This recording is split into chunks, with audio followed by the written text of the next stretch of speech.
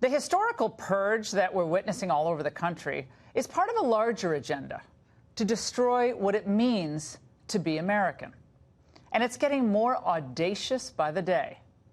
In St. Louis Park, Minnesota, the geniuses on the city council there recently decided to ban the Pledge of Allegiance from town meetings. Their reason? To create a more welcoming environment to a diverse community. Well, welcoming to everybody but Americans who actually love the pledge. Well, residents were rightly outraged by this insanity, and local patriots turned out, and they stood up to the city council. To the republic for which it stands, one nation under God, USA, USA. And then in San Francisco, the public defecation capital of the world, taxpayers are going to shell out $600,000 to paint over a George Washington mural that offended a few snowflakes there. So let me just get this straight. People peeing in the fountains and stepping on dirty needles, that's not offensive? But the first founding father is? Perfect. So why would anyone, after hearing these kinds of stories, be surprised when someone like leftist soccer star Megan Rapinoe, who knelt during the national anthem back in 2016, still refuses to respect it today? Or when midfielder Allie Long drags the American flag on the ground while representing the U.S. on the world stage, and while mugging for the cameras, then drops the flag like it's a piece of trash. Thankfully, another midfielder, Kelly O'Hara, picked it up. And of course, Rapinoe discovered early on, though, really, that you'll win permanent MVP status when you kick Donald Trump. Like when she used foul language, nixing any traditional White House visit to the champions. And this is before they even won the World Cup. The easiest path to social media stardom today is one where you take cheap swipes at American symbols and traditions. And you must understand that the left truly believes America itself is illegitimate to its core. What am I talking about? Well, its founding was fraudulent. They believe its founding documents meaningless, all because of slavery and the people who were involved in it. Our progress on racial issues is conveniently ignored by cynical actors who are frankly using these past horrors for a power grab and, they hope, eventually a total reorganization of our society here and a massive wealth confiscation. The phrase white privilege, well, it's now the preferred weapon of choice, and it's used by socialist know-nothings to tar their political opponents and to avoid real debate. Only guess what? Now even old white Democrats are in the privilege crosshairs. I think Joe Biden fumbles all the time because Joe Biden suffers from old white male entitlement, where he just can't simply say, I was wrong.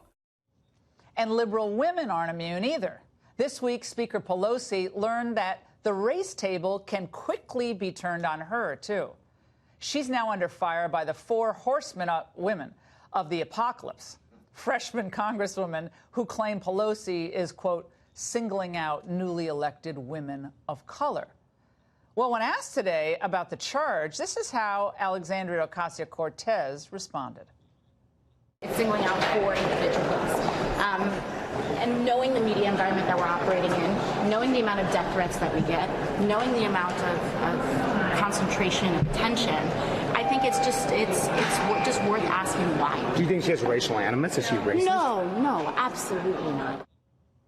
No, that's a neat trick, isn't it? AOC blasts everyone and anyone any time of the day or night on social media. But when the leader of her own party calls her out, she cries foul. No, Nancy's not a racist. But President Trump is routinely subjected, of course, to this kind of attack. Well, his plan to put citizenship, that question on the census, was roundly derided as racist by Democrats. And today, referring to that issue, he shot back. Now they're trying to erase the very existence of a very important word and a very important thing, citizenship. We must have a reliable count of how many citizens, non-citizens, and illegal aliens are in our country. Bingo. How is this controversial? Asking about citizenship is like a question that has nothing to do with race at all. It's about who is American and who is not. And by the way, African Americans have been the most directly impacted by the massive flow of illegal immigrants in the United States.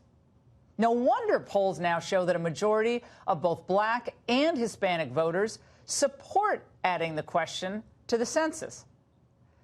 Erasing our history, our sense of who we are, is making it easier to turn America into just kind of another member of a globalist superstate. Europeans sacrificed their identities years ago on the altar of globalism when they formed the European Union. And look at what it got them.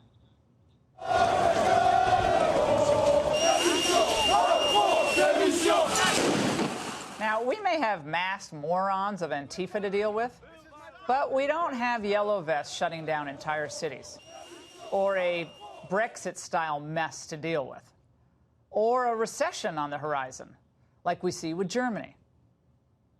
There's a price for surrendering your sovereignty and your identity, and we're going to pay it if we don't defend our history and our traditions. And that's the angle.